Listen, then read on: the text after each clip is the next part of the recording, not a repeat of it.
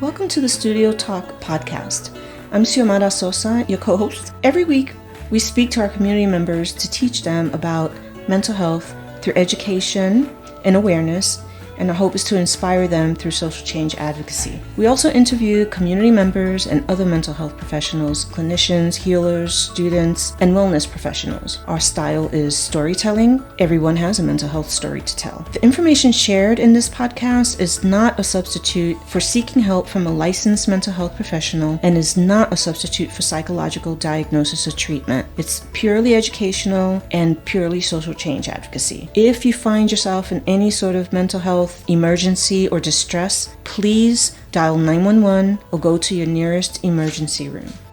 Hello everyone, this is Xiomara, your co-host for Studio Talk, and we want to thank you for joining us. We're going to have another conversation today about mental health, and today's topic is toxic positivity.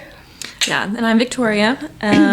We are definitely excited about this topic. It's something that Xiomara and I have talked a lot about just in personal conversations. It's something that I think we both feel very strongly about. So we're excited to share those opinions. Yeah, and we just want to say from the get, not everybody's going to appreciate everything we have to say about it, and it isn't going to be everybody's opinion either. We're going to have different opinions. Yeah. But you know, that's why we're here, to have these conversations, to get everybody talking and to give their point of view. Mix it up. Mm-hmm. So the first thing we want to talk about is just the basic, what is toxic positivity? So a definition that I copied from the web would be dismissing negative emotions and responding to distress with false reassurances rather than empathy. Mm-hmm. So all that to say is basically ignoring any kind of negative or unwanted or difficult emotion and instead just pretending that everything is okay and trying to mask these maybe unwanted emotions with a false sense of positivity or security or assurance. Right. Yeah. You know, the thing for me, I think toxic positivity is bullshit. I just think it's a way of bullshitting yourself out of having to deal with what you're really feeling. And we want to make it very clear that there is absolutely a purpose for positivity. Like, we want people to have the ability to have positive thoughts, you know, in general in life, as it should be. But it's a whole nother thing when your entire life is based on good vibes and good vibes only, and you never want to take in any of the real hard stuff that's going on, because we see the result of that. We see the result of people trying to live this life of butterflies, and, you know, the spirit has moved me in only taking in the positive vibes and doing, and that's all great for as an addition to your toolbox in dealing with really difficult emotions and difficult stressors in life. But the reality is that we can tell ourselves 100 mantras, is that what they're called? Every day about we love ourselves, we love ourselves, we love ourselves, the world is great, we're going to manifest this, we're going to manifest that. But at the end of the day, if you're not asking yourself, why did I feel those feelings in the first place? Why do I have to have this mantra in the first place? Like, why am I feeling this way about myself? Why am I feeling all of these feelings that aren't comfortable? They're not comfortable. We don't like them, you know, but they're there for a reason. And we can get into this whole mentality, I call it magical thinking, but, you know, that the more positive we think of it, you know, it's going to go away, it's going to resolve itself, and it's not. That's not the way the majority of these things work. Very different than if you're in a bad mood and you're trying to talk yourself out of a bad mood, and you want to put on some happy music, or you want to talk to your best friend and you want to talk about happy things. And we don't want you dwelling on really negative thoughts either. But that's a big difference with this whole toxic positivity movement that has taken place, especially online. Yes, actually, definitely online. But yeah, obviously life is not good vibes only all the time, you know. And the opposite, or I guess the reverse of that, something I've been thinking about recently, is that a lot of times people don't feel comfortable sharing difficult emotions unless they're in a therapist's office. And so that's what we get to see a lot of. We get to see a lot of pain that people are hiding And that actually, this is kind of off topic, but I want to talk about it anyways. That actually kind of started to skew my view of how people are really feeling, because I wasn't trusting what I was seeing outside of the office, if that makes any sense.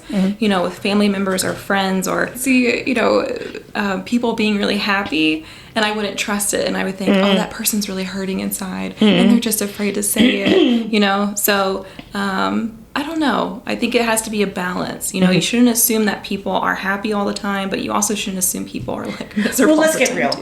Human beings are not made to be happy. I mean, it's great. The pursuit of happiness is great, and that is the whole point of being healthy and being well and doing all this work. But I think this exaggeration that's going on with the self-help community, which I used to be fond of, and now I'm having issues with, because it is unbelievably unrealistic to think that your entire life is supposed to be built on perfecting yourself even more and more and more and getting better, and once you fix this big thing, let's go fix this other thing about myself. And there's listen, people, humanity needs to be a part of our reality, and humanity, the human existence, includes suffering. It includes negative emotions, because that is how we process the world. The world isn't all butterflies and happiness. There are things, and I'm going to use the example. This is when I really turned the corner on this, and my whole attitude in general with coaches kind of went off the rail, because when the pandemic hit, this is the biggest example I have about toxic positivity. When the pandemic first hit, all of a sudden, everybody's Facebook pages were just filled with coaches, and there are a lot of very responsible coaches out there, but a lot of the ones that were not, and would kind of like wanted to make a cottage industry out of what all these people who are at home right now, suffering, without jobs, without this or whatever.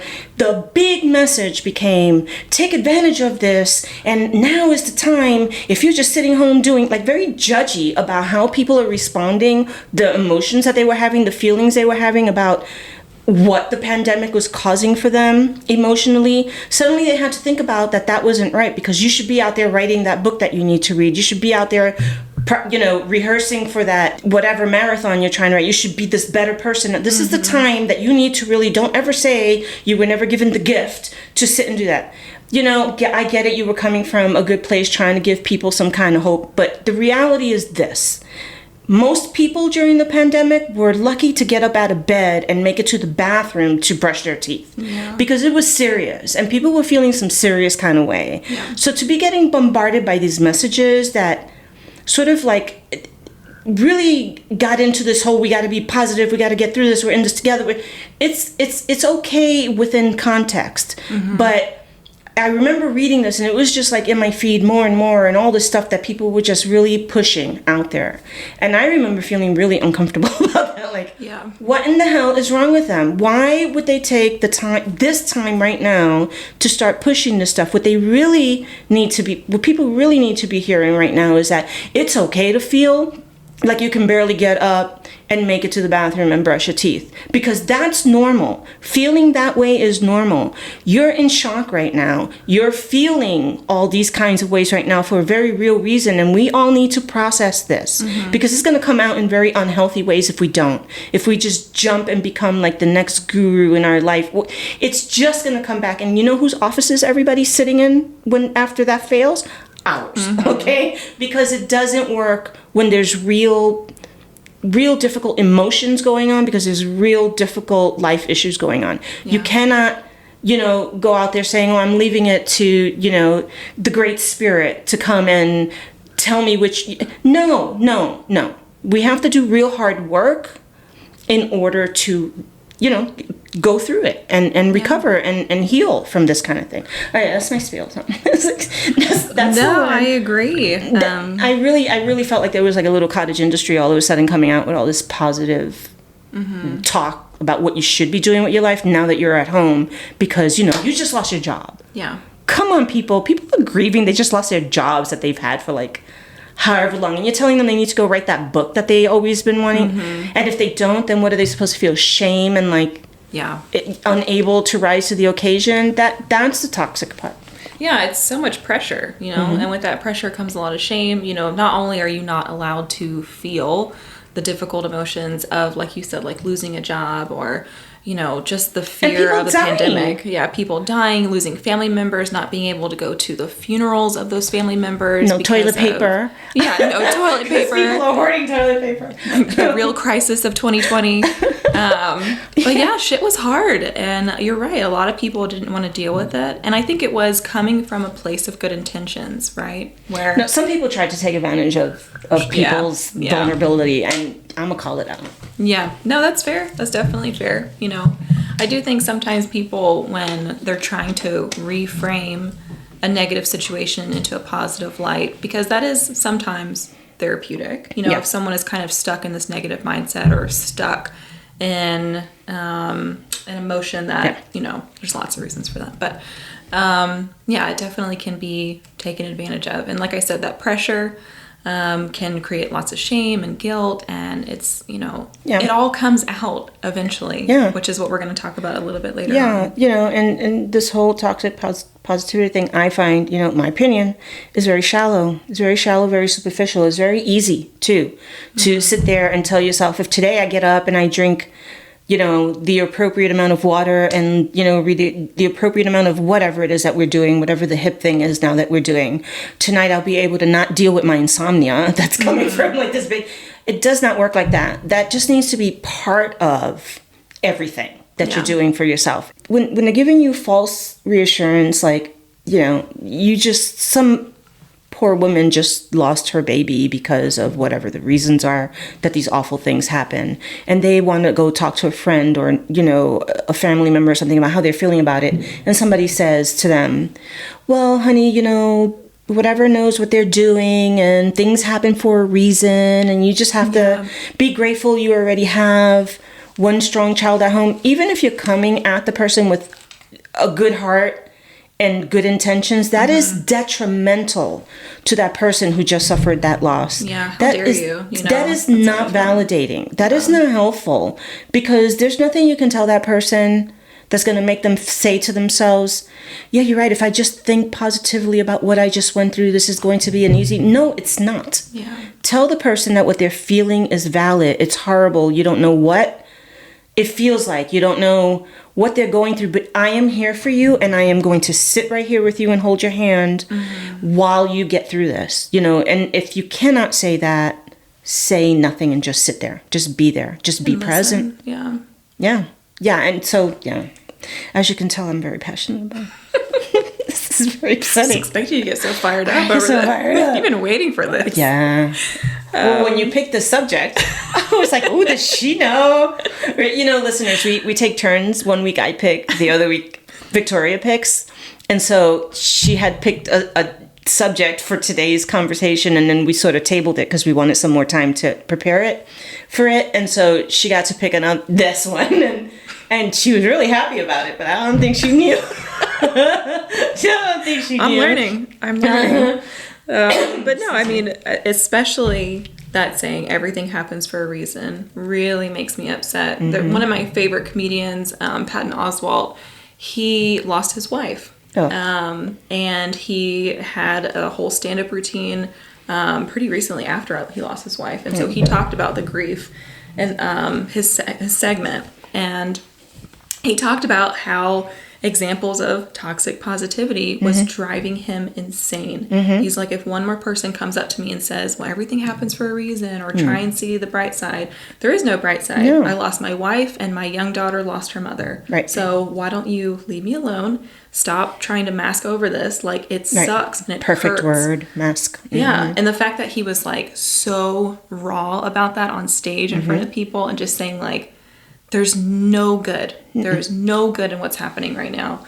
And one of the sayings that he said, which really resonated with me, was his wife would always say, like, nothing happens for a reason. It's all chaos, you know? Like, we can't control it. It just happens. And you should just be kind. Instead of focusing on, like, the reason for everything, just be kind to people and accept that you can't control everything. Right. And he was like, that applies to me right now. Like, there is no reason that my wife was taken from me. It's chaos, and I just need to focus on being kind. And I was like, oh my God. Good for him, because at the end of the day, true positivity. I have a problem with that word. I'm saying it. True positivity.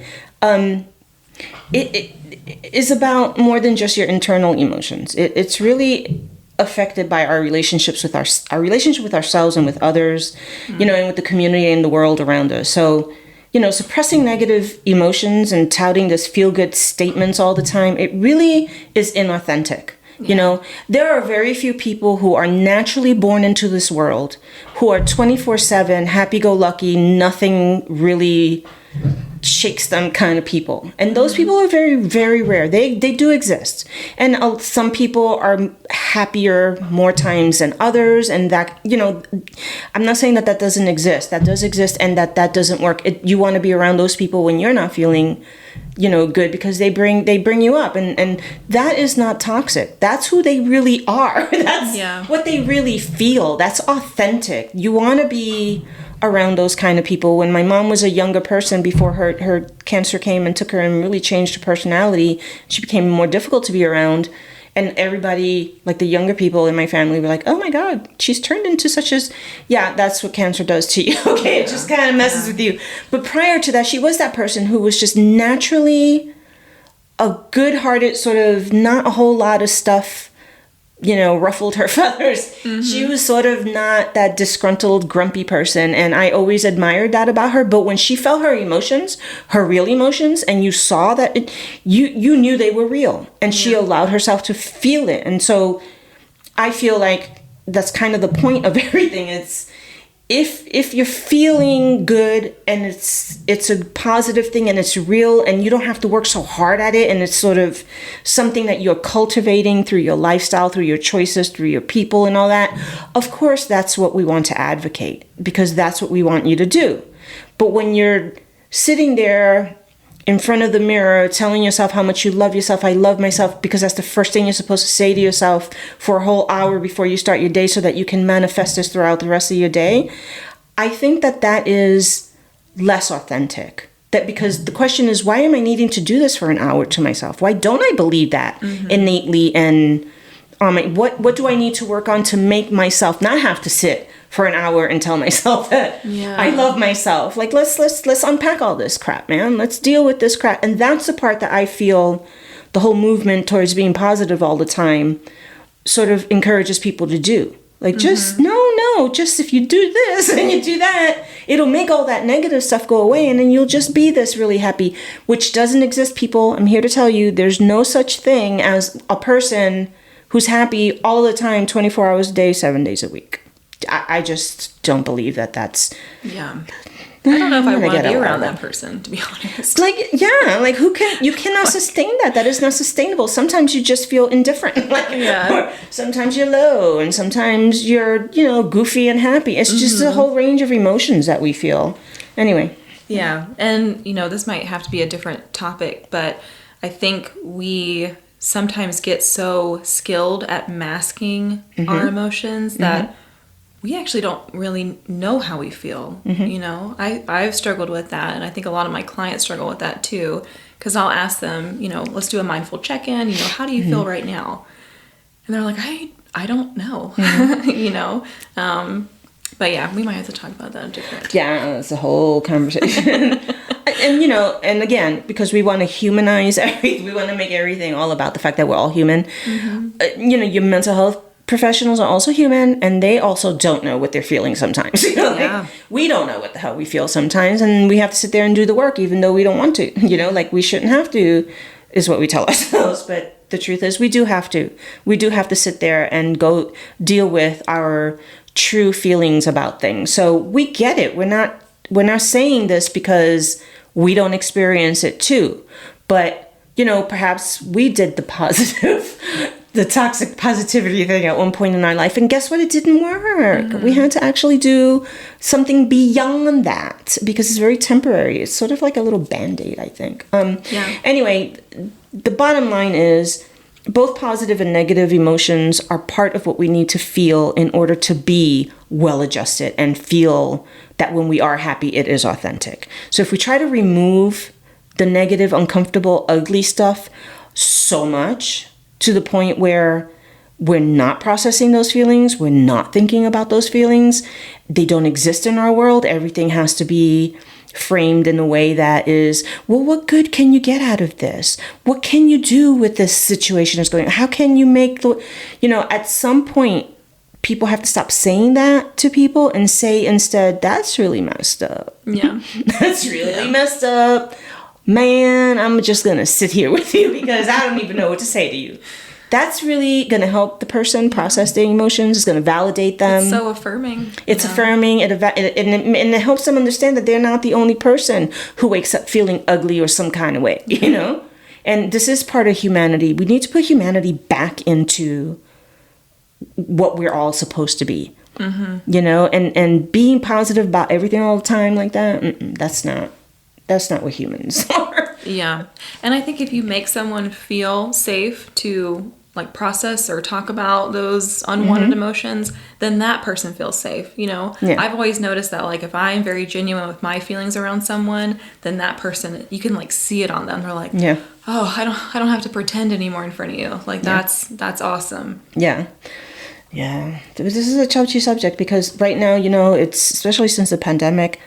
Yeah, and this is not to knock spirituality. I don't want anybody to think that I'm saying don't be spiritual, don't listen to that, because that's not at all what we're saying. That is actually very important to have your spirituality and your belief system and light your candles and, say your mantras, and those kind of things are important if those rituals help you create a good sense of self, If they're not masking it, then go for it. But if it's a distraction or it's a new, cool, hip, woohoo thing to do, it's not okay to think that if you build your world around, incense and mysticism and all that, only that is the answer to everything. And I know I'm going to get a lot of backlash on that from the spiritual community, but there's an authentic world of spirituality and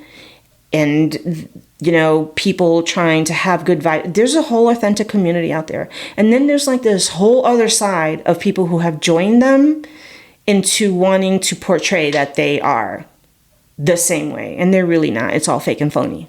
It's all fake and phony. And it's all this word that I heard about that I'm going to think of it and come back and put it in there. But it's basically it's fronting because it's the hip, cool thing to do. And they want to present themselves in that way too. And so now they're part of that whole movement, and it's all fake and phony. Yeah. And those are the people that I'm having issues with. Sure. I mean, I'll jump on this bandwagon for a second with religion, which I have a lot of thoughts on. Yeah. But coming from a background of a very Christian, just family and school and all of that kind of stuff, I felt a large pressure to always be happy because joy was related to your relationship with Jesus. Mm-hmm. You should never be unhappy if you have a strong relationship with Jesus or your faith is very strong. Yeah. So the inverse of that is if you have these difficult emotions, well, what's going on with you and God, Mm-hmm. And so that made me feel like I had to be happy all the time. Mm-hmm. Otherwise, there was something wrong with my faith. Mm-hmm. And that to me is very backwards. Yeah. Probably another topic we need to go into. Just this list gets longer and longer. But yeah, I think there is a lot of pressure like that in the religious community, Yeah, there is. And, that's, again, another sort of touchy issue because we don't want to offend anybody and their religious beliefs and how they live and their perception. Because if it's truly bringing you joy and happiness, who the hell are we to, judge that? Oh, yeah, absolutely. If it's really bringing you that, but if it's hiding or if it's masking what's really going, outside of Sunday church, what's happening in your life in between all of that, when you're by yourself and you're all alone and you're sitting there thinking about the world, mm-hmm. and Jesus can't help you because you're still having those feelings and emotions and thoughts, and we have to have compassion for those people. I mean, we need to be able as human beings to say, you're feeling whatever, mm-hmm. you're not alone, and we're here to help you do whatever it whatever it takes, even if it takes just sitting here and not pretending that everything's okay and everything's gonna be fine if you just go and say the Hail Mary, and all that. Let's be real about what's actually working for you and what isn't working for you. But again, we are not bashing religion and spirituality, okay? Yeah. So don't come at us about that, because that's not what we're saying. What we're saying is that if you are in your religion and your spirituality and your positiveness and everything, and you're still not healing and recovering and feeling good, and you're almost needing it the way you need a drug or a drink or whatever it is to make your feelings different, then you need to re-examine, what are you not dealing? What are we not dealing with here that's triggering these feelings anyway? Yeah. Be very curious about yourself. That's what I always encourage my clients to do, is be curious about yourself. Why am I feeling this way? Or like you said, maybe I'm not dealing with something, and let me just check in with myself to see what's going on. I don't think we do that enough. We're constantly distracted. We're constantly thinking about other people, or I don't think we spend enough time intentionally being curious about ourselves and our thoughts and our emotions. And, I think that needs to happen more. It does need to happen more. And, that's going to require us getting out of, hustle culture and slowing down and being okay when I'm being okay. All that stuff, it's all very complicated. The problem right now is that we've all, as a world, collectively have been through this huge soul-shattering experience with COVID. And so there are all these emotions that we've never felt before anyway, or that we've never had to deal with anymore, or that we were feeling and they've been amplified, or we're confused, we're learning, and we're still being told here, if you only do all of these steps that I've done, and this is another thing. I'm gonna lay it out there. People who say, I once felt that way, I once was like that, and here are the 5 steps I took, and I did as your whatever coach of the moment it happens to be the thing. I'm going to tell you so that now you take these steps and you do it. And if you don't follow them, this is not going to happen for you. This is the only way. And then also give me $5,000 in the process, right? And then the person does this. And sometimes it works for some people, and sometimes it doesn't for other people. Yeah. You know why? Because it's not cookie cutter. And your experience is not my experience. Yeah, and because it worked for you doesn't mean it's going to work for that other person or the 25 people who are giving you the $5,000. It might work for that one person, and then what do they hear as a result if it doesn't work for them? You're not doing these 5 steps the way you're supposed to be doing. If you think that you can manifest this and you think that you can do all these positive things and this will happen for you. Not when you're dealing with bipolar disorder. No, that's not going to work. Not when you're dealing with major depressive disorder. No, that's not going to work. Or you're dealing with some fatality that happened in your life. No, you have to go through the grieving process. You have to grieve. You have to be okay with grieving. And until you do that, I don't care what guru comes along to say, if you do all these things that worked for me, I would like to see that person with the 5 steps when they're all by themselves at home behind closed doors. Mm-hmm. Then maybe I'll believe it. But I'm very judgy people. I'm sorry. I am very judgy with people who take advantage of other people who are feeling vulnerable. And that's kind of how I feel about Yeah, you should be judgy about that. Yeah, because we're advocates and listeners. Mental health professionals, one of our biggest tasks in doing what we do, a lot of people don't know this, is that we're advocates. And that's why we do social change advocacy a lot. And that's part of the big platform, is not just the education piece, but it's also the social change advocacy, because that's part of what we do. So we do kind of take on the advocate role. And I am the advocate for the people who are sitting around feeling some kind of way, and then they have shiny, happy people coming along and going, I'm a shiny, happy person. Let me make you a shiny, happy person. And this is what you need to do to be just like me. And then they fall for it. Yeah. Because they're in that situation where you want these things for yourself, and you just need to be able to be honest, with people and let them know it might not work. Mm-hmm. And if it doesn't work, we'll try something else. But not, this is the only answer, and if you're not doing it, it's because you're not doing it right. Yeah. It's sort of almost like religion, when religion does that. Like, if you're not, I get what that. I get that. Coming soon. Religion podcast. I don't even know what our topic would be. Yeah. Yeah, that'll be a touchy one. So basically, it's really important not to prioritize more positive emotions over the negative ones. All emotions offer you they're all useful for you to heal, it informs you on what's going on with you. It's trying to tell you what you need to do in order to get to that better place. It's not just the positive ones that do that. And if you need help, there's no shame in asking for help to do it, or to get help. And there is no cookie cutter sort of way about it.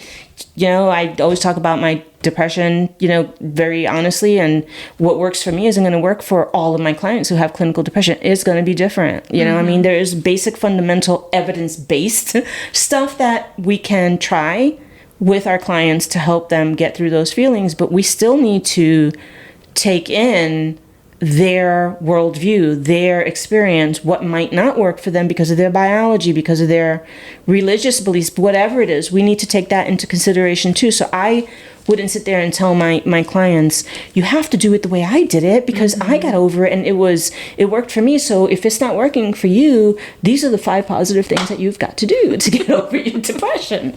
Go. Yeah, absolutely. I like what you said about listening to what our emotions are trying to tell us.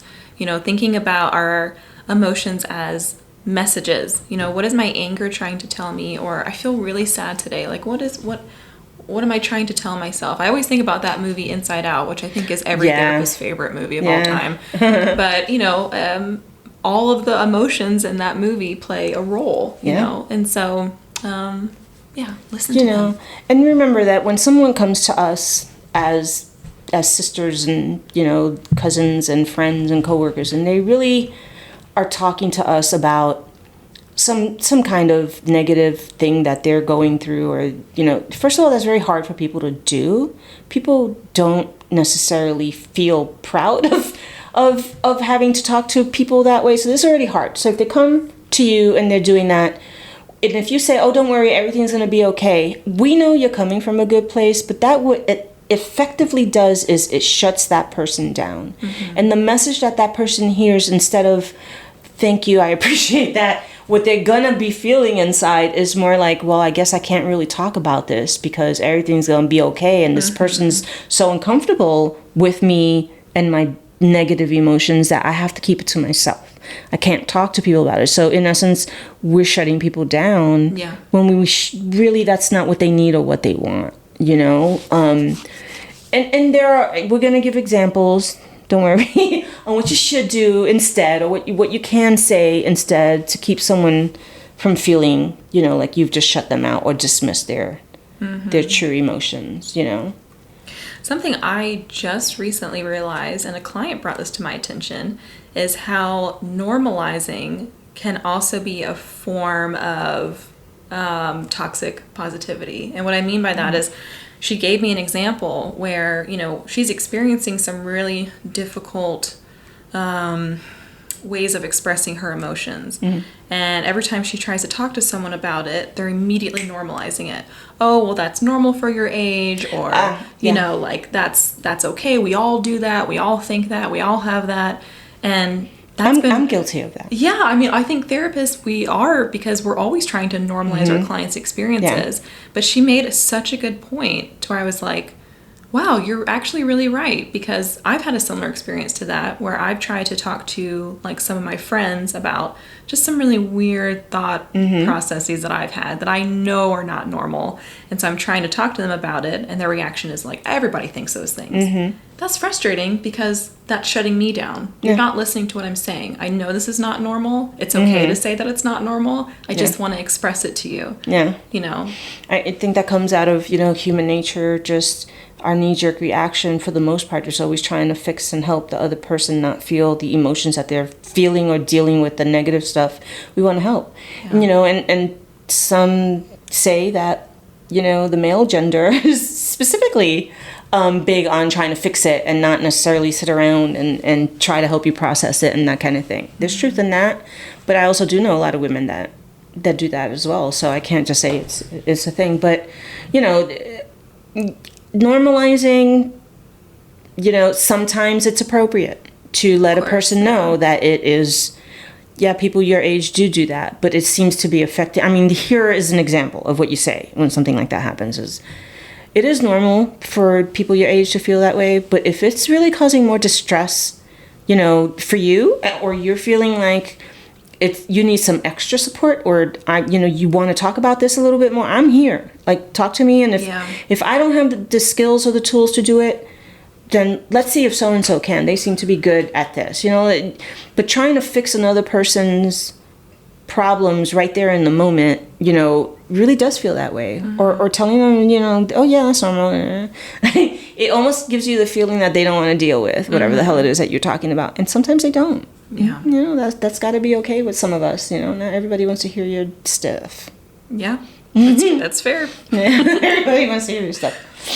But anyway, the reason I get so fired up, and the reason probably a lot of us, because I listened to some podcasts today, and the majority of them were mental health professionals talking about the whole movement, and some books that some people have written on that. And I, in full disclosure, I agreed with them, and for the most part. But that doesn't make us the bad guy. That doesn't make you the bad guy because you're doing this, because we get that it's something that is coming from a good place. And maybe it did work for some people and that kind of thing. But we're having this conversation because we want people to just pay more attention to your loved ones around you when they are talking to you about things. And don't, memes are infamous for this, right? Mm-hmm. You turn on Facebook or whatever, and every meme on there is telling you, if you only look to the sky and be grateful for the 10 things that are going, then you won't, whatever it is that they're saying. But memes, and if you see that enough all day, all the time, every day, then where's the room for you to actually work with the stuff that these memes are supposed to be telling you that you shouldn't be feeling because these 10 things. And we as everyday people just need to be more mindful of that. Mental health professionals, for me in particular, it fires me up because it does take a toll on people's mental health. It really does. And because of that, it's upsetting to me because it's preventable. This is something that's preventable. Yeah. It is something that can help people not go down that rabbit hole if we're even aware that we're doing it. Mm-hmm. All right. What are some helpful tips on how to avoid toxic positivity, or maybe some alternative sayings? Yeah. Okay. So for me, I feel like if someone, and of course it all depends on the situation, but if someone is having a rough day, say it's your spouse, your significant other's having a hard day, and they come home and they bitch, moan, and complain about whatever's going on, and they tend to do it a lot. Like, they do it every day. And your response to that every day is, oh, it'll be better tomorrow. Oh, don't worry, honey, you did the right thing. Oh, listen, it's going to be okay, don't worry, you did the... Then they're going to keep not feeling listened to, and every day coming home kind of talking about the same thing. But if you change that to, instead of saying it's going to be okay or whatever, just let them talk, let them vent, and then say, wow, that really does sound like it upset you.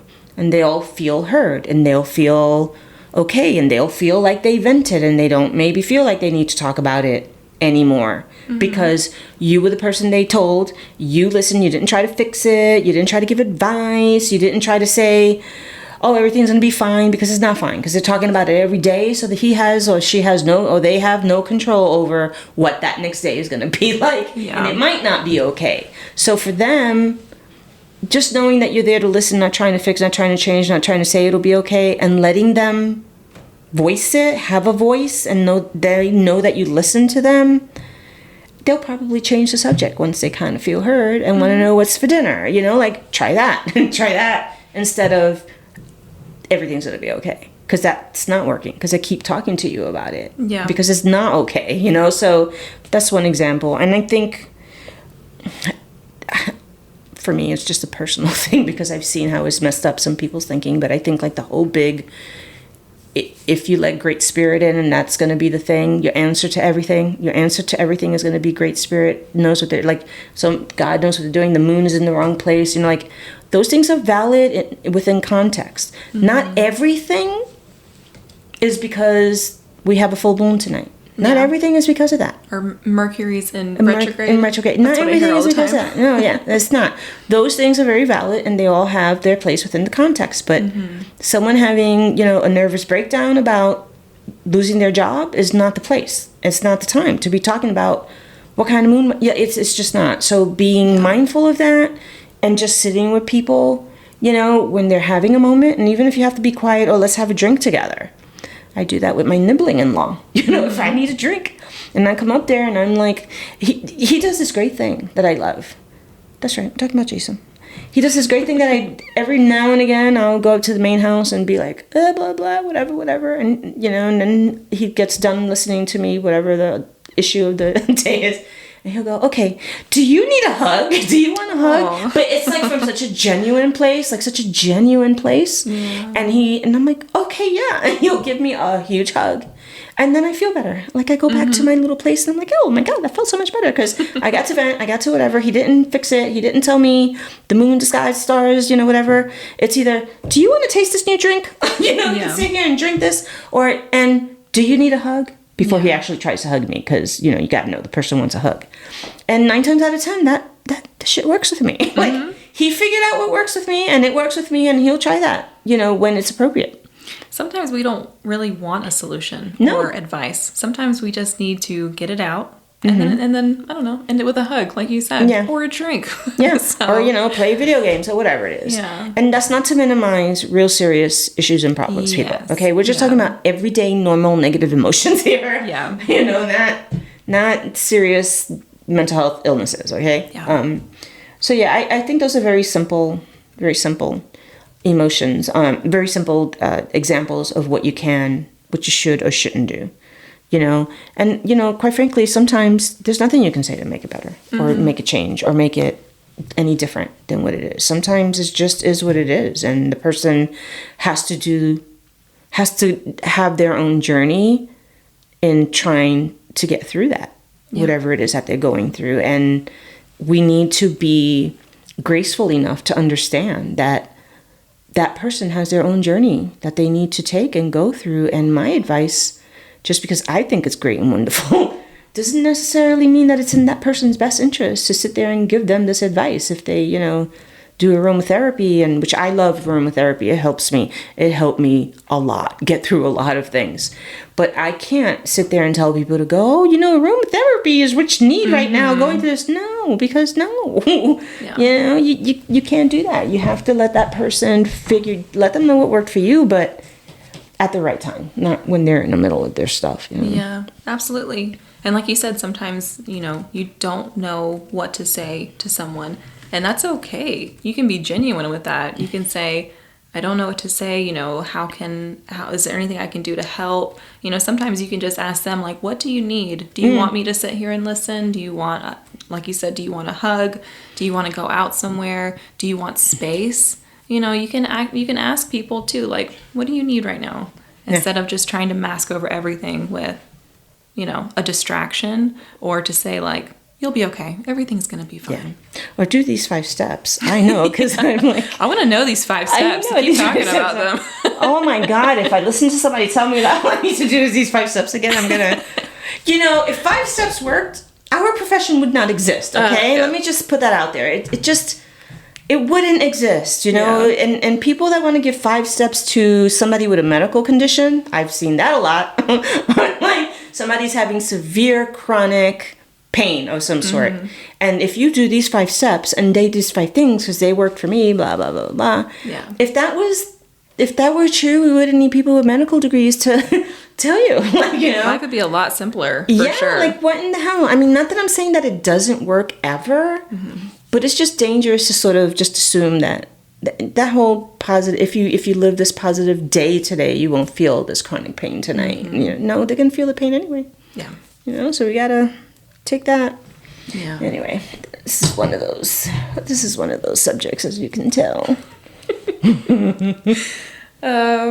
But yeah, so I think moral of the story, listen, try not to just mask over how you're feeling, you know, be curious about yourself and give yourself permission to feel all the feelings, whether that's happiness, if you feel scared, if you feel sad, you know, and I think that definitely starts with mindfully checking in with yourself, right? You can't give yourself permission to feel an emotion that you don't even know you're experiencing. Right. So first you have to figure out what the hell am I feeling? And why? Why am I feeling this? And why am I feeling that? And that's another thing I talk a lot about with my clients, because sometimes we actually don't seem to figure out why, which can kind of drive us insane. So if you can't figure out why, it's okay to just say, I feel this way, and that's it. But I'm definitely going to acknowledge it. It's here. I'm not going to try and make it go away. I'm not going to mask over it, because it will go away. You know, I think a lot of times we feel like we try to mask over negative emotions because we don't think we can handle them, which is bullshit. You can absolutely handle difficult emotions. You can. You might need support to go through, you know, to experience them, or you might, you know, for some of my clients who I know have been repressing for years and years and years and years, I'm like, let that out a little bit at a time. You don't want to get overwhelmed by it, but you need to start letting them out a little bit at a time, and you can handle it. You can survive it. And you know, at the end of the day, understand that your mental health is nothing to play around with. It is nothing to allow yourself, or like whatever the movement of the moment du jour is, in this'll fix it and that'll fix it. Listen, no, your mental health is valuable. It's important. You can have nothing else if you have no mental health. You can be in the best physical shape of your life, and if your mental health is all messed up, it's not going to serve you at all. So if something isn't working, if you even feel like the pressure to have to do all of these things that anybody around you is trying to push, that this is what to do, this is how you do it, and to feel that way, turn it off, turn your computer off, unfollow, mute, whatever the hell it is that you need to do, just get it out of your face, and instead sit and think about what is more realistic for me to do, that I don't need to put that kind of pressure on myself, and that I don't need to go find some other thing to busy myself with so that I won't feel this way. And if you need a counselor to help you, that's all well and good too. There are a lot of great coaches out there that can sit with you and go through this in an appropriate, ethical way, and perhaps refer you to people who they need to refer you to. Though they do exist. So, you know, just because I harp on them, don't think that I don't think. There are really good ones out there that can help you with that, if that'll help.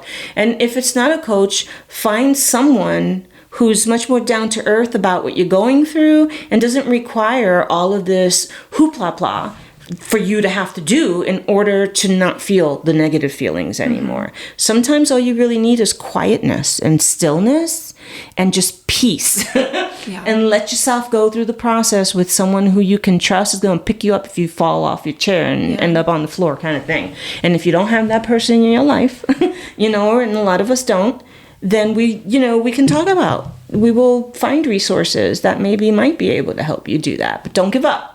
Don't give up, but don't fall for that snake oil stuff either. Absolutely. Yeah. So that's what we have to say about toxic positivity. And we know that a lot of people are going to have different opinions about But we can handle it. Yes, we can sit handle with those emotions. We will sit with those emotions, and we will deal with it without the mantras. No, mantras are great. They are. They really have helped me a lot in a lot. But you know, going through the grief of losing my mom required me to go through the grief of losing my mom, and also deal with lavender and all that other kind of stuff. It helped me too, but I really had to do the real hard work to get through that and turn that corner. So, you know, you can do it, people. We have faith in you. Absolutely. 100%. So what we'll do in the show notes is we will put some resources, you know, always whatever comments anybody wants. And listen, be kind and be nice in your, I mean, you can be strong, but just don't be nasty in the comments. Because if you're nasty in the comments, we're not going to help you. We're not going to respond to you, and we're not going to give you the time of day. But you can disagree. You can give us your opinion. You can do all of those kinds of things, because that's what we want you to be able to do. And tell us what did work for you. What did work for you that is within the realm of what we consider, you know, toxic positivity. Maybe there are some ways that it worked, and we're willing to listen. We'll listen, and maybe, you know, we'll see how we feel about it. But you know, if it worked, let us know. Yeah. Sounds good to me. Yeah, but we'll put all that info in the show notes so that people can have resources and stuff that they can get some help from. Awesome. Well, thanks for listening, everyone. Yeah. Hey everyone, Victoria here. Thanks for listening to Studio Talk. We hope you enjoyed our conversation into all things related to mental health. As always, you can head over to Studio Talk on YouTube or on Xiomara's website at thex-studio.org, where you can click on the podcast tab on the top menu. Sign up for our email list is there, as well as check out all the links and resources, including Xiomara's website, in the show notes. That's all for this episode, and we hope to see you next time. If you are experiencing any psychological distress, please call 911 or go to your nearest emergency room.